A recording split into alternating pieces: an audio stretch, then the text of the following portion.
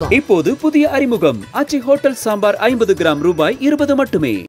Holidays-nale adu namma GT Holidays da. GT Holidays, South India's #1 travel brand. You know you are special when you're with GT Holidays. தமிழகத்தில் குடும்பத்தாரில் இருக்கக்கூடிய ஒரு முக்கிய புள்ளியும் அதானியினுடைய மகன் கரண் அதானி இருவரும் செய்து கொண்ட வாட்ஸ்அப் எஸ்எம்எஸ்கள் வாட்ஸ்அப்ல போனதெல்லாம் வெளிப்படுத்த இருக்கிறார் அண்ணாமலை. அதுதான் திமுகவிற்கும் அதானிக்கும் இருக்கக்கூடிய ஒற்றுமை. திமுக என்பது ஓடி ஒளிந்து மறைந்து கொண்டிருந்த கட்சி இப்பொழுது அம்பலமாகிவிட்டது. அதானிக்கும் திமுகவிற்கும் நல்ல உறவு இருக்கிறது என்று. அதுதான் அமெரிக்காவில் இருந்த ஒரு விசாரணை குழு தமிழக அமைச்சரிடமிருந்து திமுகவை பேர் சொல்லியிருக்கிறார்கள். அந்த ரிப்போர்ட்ல ஈசிஆர் ரோட்டில் ஒரு பெரிய மாளிகையில் யாரை சந்தித்தார் அதானி? ஒரு 40-50 நிமிடங்கள் பேசிக் கொண்டிருந்தார்கள். அதன் பிறகுதான் ஸ்மார்ட் மீட்டருடைய அக்ரிமெண்ட் சைன் ஆயினது என்ற ஒரு தமிழ்நாடு எலக்ட்ரிசிட்டி போர்டுல இருந்தே சில தஸ்தாவேஜுகள் சில முக்கிய எதிர்கட்சி தலைவர்களுக்கு கிடைத்து விட்டது. அதை வைத்துக் கொண்டு தமிழக சட்டமன்றம் முடக்கப்பட்டாலும் ஆச்சரியப்படுவதற்கில்லை. அதானி யார் இயக்குகிறார்கள்? மோடி. சரி, அப்ப ராகுல் காந்தி யார் இயக்குகிறார்கள்? அதானிக்கு எதிர்த்து சோரேசா? யாராவது ராகுல் காந்தி பின்னாடி இருக்கணும்ல. அவருக்கு இந்த விஷயம் எப்படி வருது? இப்ப அண்ணாமலை வரன்னு அண்ணாமலைக்கு யார் கொடுக்குறாங்கன்னா அவருக்கு தெரிஞ்ச ஆபீசர்ஸ் அமித்ஷா ஆபீஸ்ல இருந்து வரதெல்லாம் பேசுறாரு. ஆனா ராகுல் காந்திக்கு யார் கொடுக்குறாங்க? இதெல்லாம் மு.க. ஸ்டாலின் கேட்டு தெரிந்து பார்க்கொள்ளவா இல்லையா? அதை நன்றாக அறிந்திருக்கிறார் எடப்பாடி பழனிசாமியும் சரி, அன்புமணி ராமதாசும் சரி, ஈவன் சீமான் கூட கேட்டிருக்காரு ஏன் போட்டோ வரலன்னுட்டு. ஆனா இப்போ இந்த விஷயம் வெளியே வந்துன்னா முதலமைச்சர் எப்படி ரியாக்ட் பண்ணுவாரு? திமுக எப்படி எதிர்கொள்ளும் நினைக்கிறீங்க? ஒரு கோபம் வரும் திமுகவிற்கு. கடந்த வருடம் அவருக்கு தூக்கம் வராமல் இருந்தது. இந்த வருடம் தூக்கம் வராத இருந்தாலும் இப்ப கோபம் வருகிறது. ஏன் முதலமைச்சருக்கு? அதை கேட்பாங்கல்ல. ஆக மொத்தம் ஒரு நர்வ் பாயிண்ட், ஒரு நாடியை பிடிச்சிங்கன்னா கோபம் வருதுங்களே. ஏன்னா செந்தில் பாலாஜி ரிப்ளை அது நாம்கே வாஸ்தே கொடுத்திருக்காரு தவிர அது என்ன ரிப்ளை ஆகாது. அதெல்லாம் வழக்கறிஞர்கள் வாதாடுவார்கள். அதை பற்றி இது பொது வலைத்தளத்தில் வந்ததைத்தான் நான் சொல்லுகிறேன். இன்னொரு ரகசியத்தை சொல்லலை நான். இது தமிழக அரசியலில் ஒரு பாதகத்தை ஏற்படுத்தும். கண்டிப்பாக நிர்மலா சீதாராமனை போட்டிருப்பது என்பது நரேந்திர மோடிக்கும் இருக்கக்கூடிய ஒரு ட்ரஸ்ட், நம்பிக்கை நிர்மலா சீதாராமன் மீது. நாளை மறுதினமோ அல்லது நாளை மாலையோ நிர்மலா சீதாராமன் அறிவிக்கக்கூடும் யார் முதலமைச்சர் என்பது. அதானி என்று காங்கிரஸ் வாளை பிடித்துக் கொண்டு போனார்களே என்று எல் முருகனும் நிர்மலா சீதாராமனும் நாடாளுமன்றத்தில் பேசியதையும் இங்கு நான் சுட்டிக்காட்ட விரும்புகிறேன். அதனுடைய தாக்கமும் என்னவோ தெரிந்து இன்னைக்கு டிஆர் பாலுவும் பல அமைச்சர்களும் பல எம்பிக்களும் பேசினார்கள். அது ஒரு திருப்பம். காரணம் என்ன என்று கேட்டால் திமுக வாயடைத்து இருக்கிறார்கள் 39 எம்பிக்களும் நாடாளுமன்றத்தில். அது ஒரு பரிதாபமான நிலைமை. ஆதர் நேயர்களுக்கு அன்பு வணக்கம். இன்றைய சிறப்பு நேர்காணலில் நம்முடன் இணைந்திருக்கிறார் மூத்த பத்திரிகையாளர் டெல்லி ராஜகோபாலன் அவர்கள். சார் வணக்கம். நமஸ்காரம் வினோத். நமஸ்காரம் சார். அதானி விவகாரம் மகாராஷ்டிரா டெல்லியில ஒழிச்சது ஒரு பக்கம் அப்படின்னா, இப்ப தமிழகத்திலயும் பயங்கரமா ஒழிக்க தொடங்கி இருக்கு. தொடர்ச்சியா அந்த ரகசிய சந்திப்பு ஏன் நடந்தது, எதுக்கு நடந்தது, ஏற்கனவே ஆதனுடைய முன்னாடி ஒரு நேர்காணல்ல அந்த சந்திப்பு தொடர்பா நீங்களே பதிவு பண்ணியிருந்தீங்க. இப்ப அது மேற்கொண்டு என்ன மாதிரியான விஷயங்களை பண்ண போகுது சார்? இப்போ வரும் நாட்கள்ல என்ன மாதிரியான ஒரு டெவலப்மெண்ட்ஸ் அந்த இஷ்யூல? மத்திய உள்துறை அமைச்சகத்தினுடைய உதவியுடன், மத்திய உளவுத்துறை அமைச்சகத்தினுடைய நற்பணியுடன் புதன்கிழமை 4ஆம் தேதி டிசம்பர் மாதம் அண்ணாமலை டெல்லி வர இருக்கிறார். அவருக்கு சில தஸ்தாவேஜுகளை மத்திய உள்துறை அமைச்சர் அமித்ஷா அலுவலகத்தின் மூலமாக கிடைக்க இருக்கிறது. அதில் ஒரு முக்கிய புள்ளி, தமிழகத்தில் குடும்பத்தாரில் இருக்கக்கூடிய ஒரு முக்கிய புள்ளியும் அதானியினுடைய மகன் கரண் அதானி இருவரும் செய்து கொண்ட வாட்ஸ்அப் எஸ்எம்எஸ்கள் வாட்ஸ்அப்ல போனதெல்லாம் வெளிப்படுத்த இருக்கிறார் அண்ணாமலை. அதுதான் திமுகவிற்கும் அதானிக்கும் இருக்கக்கூடிய குழுமம், ஒற்றுமை. காரணம் என்ன என்று கேட்டால் வினோத், மத்திய பாராளுமன்றத்தை முடக்கிய ராகுல் காந்தி அதானி என்று கடந்த 2-3 வருடங்களாக சொல்லிக் கொண்டு வந்திருக்கிறார். அவர் செய்த நடைபயணத்தில் கூட அதானியைத்தான் குறிப்பிட்டார். 2019 தேர்தல், 24 தேர்தல் எல்லாமே அதானி தான் இருக்கு. ஆனால் திமுக என்பது ஓடி ஒளிந்து மறைந்து கொண்டிருந்த கட்சி இப்பொழுது அம்பலமாகிவிட்டது. அதானிக்கும் திமுகவிற்கும் நல்ல உறவு இருக்கிறது என்று. அதுதான் அமெரிக்காவில் இருந்த ஒரு விசாரணை குழு தமிழக அமைச்சரிடமிருந்து தமிழக திமுகவை பேர் சொல்லியிருக்கிறார்கள் அந்த ரிப்போர்ட்ல. அதெல்லாம் விட்டுங்க. மிக முக்கியமாக அண்ணாமலை டெல்லிக்கு வந்து மத்திய விவசாய அமைச்சரையும் உள்துறை அமைச்சரையும் சந்தித்து தமிழகத்தில் இருக்கக்கூடிய பேரிடரை பற்றி பேசுவதற்கும் வெள்ள நிவாரண நிதி கேட்பதற்கும் வருகிறார் என்று என்னிடம் அவரே தெரிவித்தார். அப்பொழுது அவருடன் பயின்ற, அவருடன் படித்த, அவருடன் பணிபுரிந்த 2-3 முக்கிய ஐபிஎஸ் ஆபீசர்ஸ்கள் இன்டெலிஜென்ஸ் பியூரோ என்று சொல்லக்கூடிய ஐபியில் பணிபுரிகிறார்கள். அவரிடம் இருந்தும் சில தஸ்தாவேஜுகளை அண்ணாமலை பெறக்கூடும் என்று நம்பத்தகுந்த வட்டாரங்கள் எனக்கு தெரிவிக்கின்றன. அது டிசம்பர் 9ஆம் தேதி திங்கட்கிழமை தமிழக சட்டமன்ற துவக்க விழாவில் பாஜக உறுப்பினர்கள் அதை பற்றி பேசுவார்கள். அதற்கு முன்னதாக அண்ணாமலை ஒரு நிருபர் கூட்டம் வைத்து அதை உடைக்க இருக்கிறார். போதாத குறைக்கு ஐயா டாக்டர் ராமதாஸ் 86 வயது பெரியவரை முதலமைச்சர் ஏளனமாக பேசியது பற்றியும் பாமக உறுப்பினர்கள் மனம் நொந்து இருக்கிறார்கள். இந்த விஷயத்தை தொட்டது அன்புமணி ராமதாஸ் தான் முதலில். ஏன் முதலமைச்சர் இல்லத்தில் அதானி சந்தித்த பொழுது புகைப்படம் இல்லை, ஆதாரம் சிலரிடம் இருந்தாலும் ஈசிஆர் ரோட்டில் ஒரு பெரிய மாளிகையில் யாரை சந்தித்தார் அதானி? ஒரு 40-50 நிமிடங்கள் பேசிக் கொண்டிருந்தார்கள். அதன் பிறகுதான் ஸ்மார்ட் மீட்டருடைய அக்ரிமெண்ட் சைன் ஆயினது என்ற ஒரு தமிழ்நாடு எலக்ட்ரிசிட்டி போர்டுல இருந்தே சில தஸ்தாவேஜுகள் சில முக்கிய எதிர்கட்சி தலைவர்களுக்கு கிடைத்து விட்டது. அதை வைத்துக் கொண்டு தமிழக சட்டமன்றம் முடக்கப்பட்டாலும் ஆச்சரியப்படுவதற்கில்லை. இதுதான் அதானி பற்றி விஷயம். இப்ப வந்து ராகுல் காந்தி மோடியே சொல்லிட்டு இருக்காரு. ஆனா எடப்பாடி பழனிசாமி ஏற்கனவே உங்கள்கிட்ட சொல்லியிருக்காரு, ஞாபகம் இருக்குன்னு நினைக்கிறேன், திமுக ஒரு கார்பரேட் கட்சி என்று. அந்த கார்பரேட் கட்சிங்கிறது எப்படி அவர் டிஸ்கிரைப் பண்ண போறாரு எடப்பாடி பழனிசாமி? திராவிட முன்னேற்ற கழகத்திற்கும் அதானிக்கும் இருக்கக்கூடிய சம்பந்தத்தை வெளிப்படுத்தினாலும் கூட ஆச்சரியப்படுவதற்கில்லை. ஆனால் திமுக நாடாளுமன்ற உறுப்பினர் தயாநிதி மாறன் டாடா குழுமத்திற்கு எதிராகவே பேசிக் கொண்டு வருகிறார். பாராளுமன்றத்திலும் சரி. எங்க காரணம் அவருடைய ஏர்லைன்ஸ் இருக்குது பாருங்க, ஸ்பைஸ் ஜெட் விட்ட பிறகு ஏர் இந்தியா அவங்க வாங்கிட்டாங்க டாடா குழுமம். அதையும் தவிர ஐயா கருணாநிதி உயிருடன் இருந்த பொழுது கனிமொழி ஜிஆர்டி டாடா மகன் ரத்தன் டாட்டாவை நேரில் அழைத்து கொண்டு வோல்டாஸ் பற்றி பேசியது 2G விஷயத்தில் வெளிவந்தது தங்களுக்கு நினைவு இருக்கும். ஆக மொத்தம் டாட்டாவிற்கு எதிராக இருக்கிறது திமுக, ஆனா அதானிக்கு ஆதரவாக இருக்கிறது திமுக. ஆனால் கனிமொழி அம்மையாரோ சிறையில் சென்றார். இந்த டாடா குழுமத்துடன் பேசினால்தான் 2G வழக்கு, அதைத்தான் ப. சிதம்பரம் சுட்டி சுட்டி காண்பித்தார். அதனால்தான் அவங்க ஜெயிலில் இருந்தாங்க. ஆக மொத்தம் குட்டி குட்டி அதானிகள் 8 பேர் 9 பேர் திமுகவில் இருக்கிறார் என்று எடப்பாடி சொல்வதும் அண்ணாமலை சொல்வதும் அன்புமணி ராமதாஸ் சொல்வதும் நிரூபிக்கப்பட இருக்கிறது இன்னும் ஓரிரு தினங்களில் என்பதுதான் எனக்கு கிடைக்கக்கூடிய செய்திகள். வினோத், இது இப்போ மேற்கொண்டு தமிழக அரசியல் களத்துல எந்த மாதிரியான ஒரு புயலை வந்து கிளப்ப இருக்குது? ஏன்னா இதுக்கு முன்பாக டிஎம்கே ஃபைல்ஸ்னு அண்ணாமலை அவர்கள் வெளியிட்ட உடனேயே அது வந்து கிட்டத்தட்ட 1 மாதங்களுக்கு மேல அதுதான் வந்து தலைப்புச் செய்தியாகவும் பேசு பொருளாகவும் இருந்தது. இப்ப அதானி அதுக்கப்புறம் திமுகவுடைய முதல் குடும்பம் தொடர்புடைய ஆவணங்கள் வெளியே வருமானால் அது வந்து எத்தகைய ஒரு தாக்கத்தை தமிழக அரசியல் களத்தில் ஏற்படுத்தும் அப்படின்னு நினைக்கிறீங்க சார்?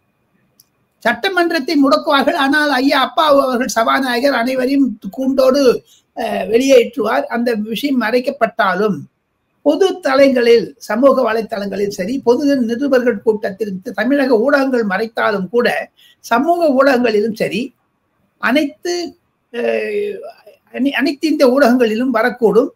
திமுக நிலைப்பாட்டை பார்த்து கொண்டு காங்கிரஸை பயப்படுகிறது. காரணம் என்ன என்று கேட்டால், ராகுல் காந்திக்கும் திமுக உறுப்பினர்களுக்கும் இருந்த உறவு என்பது சில கசப்பாகிவிட்டது. காரணம் என்ன என்று கேட்டால், அதானி அதானி அதானி என்று சொல்லுகிறீர்களே, எங்களுடைய ஊரில் பிரச்சனை இருக்கிறது, வெள்ளம் அதை பற்றி பேச வேண்டும், புயல் அதை பற்றி பேச வேண்டும். ஆனால் அகிலேஷ் யாதவ் சொல்லுகிறார், சம்பல் என்ற இடத்தில் சில மத வெறிகள் நடந்தது, அதை பற்றி திருமூல் காங்கிரஸ் சொல்லிட்டாங்க, அதானி இஷ்யூவே இல்லைன்னு சரத்பவார் சொல்லிட்டார். ஆக மொத்தம் காங்கிரஸ் ஒதுக்கப்பட்டாலும் காங்கிரஸ் கண்டிப்பாக செல்வ பெருந்தகையினுடைய நிலை என்னவாக இருக்கும் தமிழக சட்டமன்றத்தில் 9ஆம் தேதி இதையெல்லாம் பார்க்க வேண்டும். அவர் திமுகவிற்கு ஆதரவாக எப்படி பேசுவார் செல்வ பெருந்தகை, அதைத்தான் எடப்பாடி பழனிசாமி எக்ஸ்போஸ் பண்ணுவார். அப்படி ஒரு ஆதங்கங்கள் அதானியை பற்றியது 2026 பொது தேர்தலில், சட்டமன்ற தேர்தலில் அது ஒரு மிக பேச்சு பொருளானாலும் ஆகும். நானே உங்ககிட்ட சொல்லியிருக்கேன், லட்சுமி கடாட்சா மந்திராட்சத்தை போறது அப்படி இது அங்க இல்லையா. ஓகே, சோ ஏர்போர்ட்டை சொல்லியிருக்கோம், பரந்தூர் ஏர்போர்ட்டை பத்தி பேசியிருக்கோம் நம்ம. ஆமா, இது தமிழக அரசியல் களத்துல ஏற்படுத்த போற தாக்கத்தை தாண்டி கூட்டணிகளும் ஒரு தாக்கத்தை ஏற்படுத்தும். குறிப்பா காங்கிரஸ் திமுக கூட்டணியிலே ஒரு விரிசலை ஏற்படுத்தும். கண்டிப்பா, அதைத்தானே அதானி அவர்கள் சொல்லுகிறார்கள். நான் எவ்வளவு சவால்களை எதிர்த்தேன், நான் மீண்டும் பிரபலமாகி வருவேன், மிக ஸ்ட்ராங்கா வருவேன், மிக தாக்கத்துடன் வருவேன் என்று தானே சொல்லி இருக்கிறார். அதானியே நேரம் சொல்லிட்டாரே. எங்க ஒரு வெல்த் கிரியேட்டர்ஸ் சமூக வலயங்களில் ஒரு அதானியை பற்றியே பேசிக்கொண்டிருந்தால் என்னங்க, ஏதாவது ஒரு முடிவு வருமா? வேண்டாமாங்க, திருப்பி திருப்பி திருப்பி திருப்பி அதானியாங்க. அதைத்தானே மு.க. ஸ்டாலின் கேட்கிறார். அதானி அதானியை யார் இயக்குகிறார்கள்? மோடி. சரி, அப்ப ராகுல் காந்தி யார் இயக்குகிறார்கள் அதானிக்கு எதிர்த்து? சோரேஸா? அமெரிக்காவில் உட்கார்ந்து கொண்டு இருக்கிற அமெரிக்கா டீப் ஸ்டேட்டா? இல்ல GMR GVK ஏர்போர்ட்டா? யாராவது ராகுல் காந்தி பின்னாடி இருக்கணும்ல. அவருக்கு இந்த விஷயம் எப்படி வருது? இப்ப அண்ணாமலை வரன்னு அண்ணாமலைக்கு யார் கொடுக்குறாங்கன்னா அவருக்கு தெரிஞ்ச ஆபீசர்ஸ், அமித்ஷா ஆபீஸ்ல இருந்து வரதெல்லாம் பேசுறாரு. ஆனா ராகுல் காந்திக்கு யார் கொடுக்குறாங்க? இதெல்லாம் மு.க. ஸ்டாலின் கேட்டு தெரிந்து பார்க்கொள்ளவா இல்லையா? இது ஒரு மாபெரும் விஷயம் வினோத். அதை நன்றாக அறிந்திருக்கிறார் எடப்பாடி பழனிசாமியும் சரி, அன்புமணி ராமதாசும் சரி, ஈவன் சீமான் கூட கேட்டிருக்காரு, ஏன் போட்டோ வரலன்னுட்டு. இதெல்லாம் ஒரு பூதாகாரமாக வெடிக்கும். அது 2026 தமிழகத்தில் இருக்கிறது தவிர இந்தி கூட்டணியிலும் ஒரு கசகசப்பை உண்டாக்கினாலும் ஆச்சரியப்படுவதற்கு இல்லை. ஏங்க, இதே அதானி அகிலேஷ் யாதவுக்கும் சரி, சரத்பவாருக்கும் சரி, மம்தா பானர்ஜிக்கும் சரி பணம் கொடுக்காதே இருக்காங்க தேர்தல் சமயத்தை. என்னங்க இது? யாருக்கு மாத்துறாங்க சார்? சோ இதை அதிமுகவும் சரி, பாமகவும் சரி, அவங்க சீரியஸா எடுத்துக்கொண்டு அரசியல் செய்வாங்கன்னு நீங்க எதிர்பார்க்கறீங்க. இதுல ஆனா முதலமைச்சருடைய ரியாக்ஷன் ரொம்ப இதா இருக்கு சார். ஏன்னா முதலமைச்சர் இதை ஒரு பொருட்டா செந்தில் இந்த ஊழல் நடந்திருக்கிறது அப்படின்னு சொல்லிட்டு அமெரிக்காவுடைய அந்த டிபார்ட்மெண்ட் சொன்னதுக்கு செந்தில் பாலாஜி விளக்கம் கொடுத்து விட்டார். அதோட சரி, ராமதாஸுக்கு ஒரு வேலை இல்லை அப்படின்னு சொல்லிட்டு முதலமைச்சர் அதை ரொம்ப உதாசீனப்படுத்திட்டு கடந்து போறாரு. ஆனா இப்போ இந்த விஷயம் வெளியே வந்துன்னா முதலமைச்சர் எப்படி ரியாக்ட் பண்ணுவாரு? திமுக எப்படி எதிர்கொள்ளும்னு நினைக்கிறீங்க? ஒரு கோபம் வரும் திமுகவிற்கு. கடந்த வருடம் அவருக்கு தூக்கம் வராமல் இருந்தது, இந்த வருடம் தூக்கம் வராமல் இருந்தாலும் இப்ப கோபம் வருகிறது. ஏன் முதலமைச்சருக்கு? அது கேட்பாங்கல்ல. ஆக மொத்தம் ஒரு நர்வ் பாயிண்ட், ஒரு நாடியை பிடிச்சிங்கன்னா கோபம் வருதுல்ல. அது எந்த இடத்துல படக்கூடாத இடத்துல பட்டுடுச்சு இல்லையா, வலிக்குது இல்லையா. ஏன்னா செந்தில் பாலாஜி ரிப்ளை நாம்கே வாஸ்தே கொடுத்திருக்காரு தவிர அது என்ன ரிப்ளை ஆகாது. அதெல்லாம் வழக்கறிஞர்கள் வாதாடுவார்கள். அதை பற்றி இது பொது வலைத்தளத்தில் வந்ததைத்தான் நான் சொல்கிறேன், இன்னொரு ரகசியத்தை சொல்லலை நான். இது தமிழக அரசியலில் ஒரு பாதகத்தை ஏற்படுத்தும். கண்டிப்பாக சட்டசபையில் இது ஒரு பிரச்சனையாகும். ஆனால் அப்பா அவர்கள் முதலமைச்சரின் வேண்டுகோள் படி எல்லாத்தையும் குண்டோடு அழிச்சு போட்டுவார் வெளில. ஆக மொத்தம் அந்த இஷ்யூ மறைக்கப்பட்டாலும் பொது வலைத்தளங்களில் அது பெருசாகும் என்று தான் பல நிபுணர்கள் கருதுகிறார்கள், பொருளாதார நிபுணர்கள். சார், இப்ப நீங்க செந்தில் பாலாஜின்னு சொன்னதால ரொம்ப ரீசெண்டா உச்ச நீதிமன்றத்துல ஒரு வழக்கு வந்ததுன்னு பார்த்தோம். அந்த வழக்குல எப்படி நாங்க ஜாமீன் கொடுத்த ஒரு சில நாட்கள்லயே எப்படி ஒரு அமைச்சர் ஆனார்னு சொல்லிட்டு உச்ச நீதிமன்றம் அவர் ஒரு அதிருப்தி தெரிவித்திருந்தது அப்படிங்கிறதையும் பாக்குறோம். டிசம்பர் 12ஆம் தேதி 13ஆம் தேதி வாக்குல மீண்டும் அது விசாரணைக்கு வர இருக்கிறது. இதுல எந்த மாதிரியான ஒரு அவுட்கம் இருக்கும் அப்படின்ட்டு எதிர்பார்க்கறீங்க? இதே செந்தில் பாலாஜி தினம் போய் கைது போட்டு வர்றாரு இல்ல, திங்கக்கிழமை வெள்ளிக்கிழமை போலீஸ் ஸ்டேஷனுக்கு போயிட்டு. ஸ்டில் ஹீஸ் ஆன் பெயில் தானே. எதற்காக முதலமைச்சர் அவசரப்படுத்தி செய்ய வேண்டும்? அது பற்றி ஒரு ரூலிங் வந்ததுன்னா சுப்ரீம் கோர்ட்ல இருந்து, அரவிந்த் கெஜ்ரிவால் ஏங்க ராஜினாமா பண்ணாரு? அது சுப்ரீம் கோர்ட்டுடைய ரூலிங் பிரகாரம் தானே அவர் ராஜினாமா பண்ணாரு. நீங்க அவரும் சொல்றாரு போய் கைத்து போட்டு வரணும் போலீஸ் ஸ்டேஷன்ல போய், நீ பைல்ல கைத்து போடக்கூடாதுன்னு. இப்போ செந்தில் பாலாஜி கைது போடக்கூடாதுன்னு சொன்னாங்க. எதிர்கட்சி வழக்கறிஞர்கள் கண்டிப்பாக டிசம்பர் மாதம் 12ஆம் தேதிக்கு முன்பாக இதை கொஞ்சம் பேச்சு பொருளாக்கி, ஏன் சில எதிர்கட்சிகள் கூட தமிழக அசெம்பிளியில் பேசக்கூடும், ஆனால் அவர்களுக்கு அனுமதி கொடுக்கப்பட்டார். தமிழக அசெம்பிளி என்பது திராவிட முன்னேற்ற கழகத்தினுடைய ஒலிபெருக்கியாகத்தான் இருக்கிறதே தவிர எதிர்கட்சிகள் பேசுவது இல்லை என்று எடப்பாடி பழனிசாமி மீண்டும் மீண்டும் கூறுகிறாரே. சோ இப்ப நம்ம அடுத்த விவாதத்துக்கு போனோம் அப்படின்னா, மகாராஷ்டிரா எலெக்ஷன்ல இப்போ புதுசா நிர்மலா சீதாராமன் அவர்களுக்கு ஒரு பொறுப்பு கொடுக்கப்பட்டிருக்கிறது. இந்த பொறுப்பு ஏன் தரப்பட்டிருக்கிறது, இதுல வந்து அடுத்த கட்டமா எப்படி போகும் அப்படின்னு நினைக்கிறீங்க? ஏன்னா அடுத்து அங்க கார்பரேஷன் எலெக்ஷன்ஸ் எல்லாம் வருது. சோ அதை நோக்கி இந்த நகர்வா இல்ல வேற என்ன நகர்வு சார்? இது சென்ற விவாதத்திலும் நாம் இதை பற்றி விவரமாக பேசினோம். இருப்பினும் நிர்மலா சீதாராமனை போட்டிருப்பது என்பது நரேந்திர மோடிக்கும் இருக்கக்கூடிய ஒரு ட்ரஸ்ட், நம்பிக்கை நிர்மலா சீதாராமன் மீது. அதற்காகத்தான் விஜய் ரூபானி என்று முன்னாள் குஜராத் அமைச்சரும் இப்பொழுது இருக்கக்கூடிய நிதி அமைச்சர் நிர்மலா சீதாராமன் இருவரும் மும்பை செல்கிறார்கள். நாளை எம்எல்ஏக்களை தனித்தனியாக பார்த்து நாளை மறுதினமோ அல்லது நாளை மாலையோ நிர்மலா சீதாராமன் அறிவிக்கக்கூடும் யார் முதலமைச்சர் என்பது. ஆனாலும் தேவேந்திர பட்னவிஸா, மிஸ்டர் ஏக்நாத் ஷிண்டேக்கு உடம்பு சரியில்லை, அஜித் பவார் நேத்தி வந்து இவரை பார்த்துட்டு போயிருக்காரு, அமித்ஷாவை பார்த்துட்டு போயிருக்காரு, சபாநாயகர் யாருக்கு கொடுக்கணும், நிதி அமைச்சர் யாருக்கு கொடுக்கணும், இதெல்லாம் ஒரு பிரச்சனைகள் இருக்கின்றன. அதையெல்லாம் சரி செய்வதற்காகத்தான் அமித்ஷா ஈடுபட்டு இருக்கிறார்.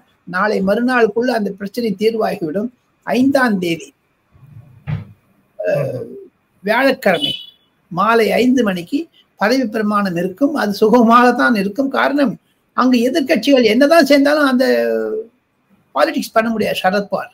அதுதான் ஒரு சிகரமாக இருக்கிறது. ஏன் நிர்மலா சீதாராமனை நரேந்திர மோடியும் ஜேபி நட்டாவும் தேர்ந்தெடுத்தார் என்று தாங்கள் கேட்டீர்கள். அது விசுவாசம், ட்ரஸ்ட், கான்பிடன்ஸ் தான் என்று பதில் அளிக்க முடியும் என்னால். ஒரு ஃபைனான்ஸ் மினிஸ்டரா வந்துட்டு திருப்பியும் 2024 அதே ஃபைனான்ஸ் மினிஸ்டரா கொடுத்திருக்காரு. அதுதான் ப. சிதம்பரம் சொல்லியிருக்காரு. 240 சீட் வந்தாலும் மைனாரிட்டி அரசாங்கம் சொன்னா கூட ஃபுல் அரசாங்கம் மாதிரி பிஹேவ் பண்றாங்கன்னு. இவங்க காங்கிரஸ்ல 100 சீட் கூட இல்லை, இருந்தாலும் சிதம்பரம் பேசுறாரு. மொத்தம் நிர்மலா சீதாராமன் மீது எப்படி டாக்டர் மன்மோகன் சிங்குக்கு நம்பிக்கை இல்லை சிதம்பரத்தின் மீது. காரணம், ராஜாவையும் கனிமொழியும் அரஸ்ட் செய்தது சிதம்பரம் என்பதுதான் அன்று ராஜா தன்னுடைய புத்தகத்திலே எழுதியிருக்கிறார். அந்த ஒரு ட்ரஸ்ட் நரேந்திர மோடி ஏன் நிர்மலா சீதாராமன் வச்சிருக்காரு, ஏன் சிதம்பரம் மேல மன்மோகன் சிங் வைக்கல என்பது பேச்சு கூட வர ஆரம்பித்து விட்டது டெல்லி வட்டாரங்களில். சார், இப்ப இந்த தமிழகத்துல ஒரே ஒரு விஷயம் மட்டும் பேசிட்டு போயிடுவோம். இப்ப குறிப்பா இந்த பேரிடர் விஷயங்கள் வந்தபோது, இந்த செங்கல் புயல் பாதிப்பு காரணமாக தமிழக மத்திய அரசு கூடுதல் நிதியை வந்து ரிலீஸ் பண்ணணும்னு முதலமைச்சர் கேட்டிருக்காரு. இன்னைக்கு காலையில பிரைம் மினிஸ்டர் ரியாக்ட் பண்ணிருக்காரு அப்படிங்கறத பாக்குறோம். சோ வந்து மத்தியில இருந்து எதுவும் குழு வந்து மாவட்டங்களை பார்வையிட வாய்ப்பு இருக்கிறதா? திங்கட்கிழமை 9ஆம் தேதி டிசம்பர் மாதம் காலை மத்திய தேர்தல் குழு அறிவிப்பதற்கு என்றால் அதற்கு சில வழிமுறைகள் இருக்கின்றன. ஸ்டாண்டர்ட் ஆபரேட்டிங் ப்ரொசீஜர்ஸ் இருக்கிறது, புரோட்டோகால் இருக்கிறது. ஒவ்வொரு அமைச்சரகத்திலிருந்தும் ஒவ்வொரு பிரதிநிதிகள் வருவார்கள். அதுதான் அந்த குழு. அந்த குழு செவ்வாய்க்கிழமை 10ஆம் தேதி சென்னையில் தலைமை செயலகத்தில் முதலமைச்சரை சந்திக்க இருக்கிறது என்பது ஒரு தகவல் எனக்கு கிடைத்தது. அது வருவதற்கு முன்பாக நேஷனல் டிசாஸ்டர் ரிலீஃப் ஃபண்ட் என்பதன் மூலமாக அமித்ஷா அவர்கள் 200 கோடி ரூபாய் ஒதுக்க இருக்கிறார் என்ற தகவலையும் நான் உங்களுக்கு பிரேக்கிங் ஸ்டோரியாக சொல்ல முடியும். அதுதான் ஒரு நிலைப்பாடு. ஆனால் அந்த 200 கோடி ரூபாய் கொடுப்பதற்கு முன்பாக அண்ணாமலை டெல்லிக்கு வந்து கேட்டதார், அவரால் கொடுத்தோன் என்ற ஒரு பிம்பத்தை உருவாக்கும் பாஜக முயற்சி செய்யும் என்றும் நான் கருதுகிறேன். காரணம், கடந்த 4 நாட்களாக 39 தமிழக எம்பிக்கள் தமிழகத்தை பற்றி பேசாமல் நாடாளுமன்றத்தில், ராஜ்யசபாவிலோ லோக்சபாவிலோ அதானி அதானி என்று காங்கிரஸ் வாளை பிடித்துக் கொண்டு போனார்களே என்று எல் முருகனும் நிர்மலா சீதாராமனும் நாடாளுமன்றத்தில் பேசியதையும் இங்கு நான் சுட்டிக்காட்ட விரும்புகிறேன். அதனுடைய தாக்கமும் என்னவோ தெரிந்து இன்னைக்கு TR பாலுவும் பல அமைச்சர்களும் பல எம்பிக்களும் பேசினார்கள். அது ஒரு திருப்பம். காரணம் என்ன என்று கேட்டால், திமுக வாயடைத்து இருக்கிறார்கள் 39 எம்பிக்களும் நாடாளுமன்றத்தில். அது ஒரு பரிதாபமான நிலைமை. எதற்கெடுத்தாலும் மத்திய அரசு மத்திய அரசுங்கிறாங்களே, இப்ப எங்க பேசாத இருக்காங்க? இன்னைக்கு பேசுறாங்களே சார். அது இல்ல, TR பாலு இன்னைக்கு கவனம் கொடுத்து பேசிருக்கிறாரு. TR பாலு பேசிருக்கிறாரு. காங்கிரஸ் எம்பிக்கள் பேசிருக்காங்க. போயிட்டு இருந்தாங்களே, முந்தானதி பேச வேண்டாமா சார்? இப்பொழுது திரிணாமுல் காங்கிரஸ் எது முன்னணி எடுத்து வைக்கிறதோ அதே மாதிரி ஏன் மு.க. ஸ்டாலின் வைக்கவில்லை? Trinamool Congress they put their foot down. Akhilesh Yadav சொல்லிட்டாரு, அதானியாவது பா எங்க சம்பல் விஷயத்தை பேச வேண்டும் என்று ஆணித்தரமாக சொன்னார். அது மாதிரியான ஏன் வலியுறுத்தலை திமுக எம்பிக்கள் செய்யவில்லை என்பதுதான் 8 கோடி தமிழ் மக்களுக்கு சார்பாக ஆதன் விவாதத்தில் வினோத் கிருஷ்ணமூர்த்தியிடம் ராஜகோபாலன் கேட்பது அதுதான். ஏங்க 8 கோடி தமிழர்களுக்கு ஏமாற்று மாதிரி மறந்துடுச்சு இல்லையா? 4 நாள் என்ன சார் என்ன பார்லிமெண்ட் ஆரம்பிச்சது வினோத்? எங்க இத்தனை நாள் சொல்லாத இருந்தாங்க? பெருமைக்கான ஒரு கருப்பு கொடி காமிக்கிறது, இந்த மாதிரி ஒரு ஏமாற்றத்தை சேர்ந்து பிம்பத்தை விருத்தினார்கள். அதுதானே மீண்டும் மீண்டும் எதிர்கட்சிகள் கொள்ளுகிறார்கள் தமிழகத்தில். எல்லாம் ஒண்ணுமே சொல்லல. இப்போ சீமான் சொல்வதற்கு அதுதான காரணம், எடப்பாடி பழனிசாமி சொல்வது அதுதான காரணம்.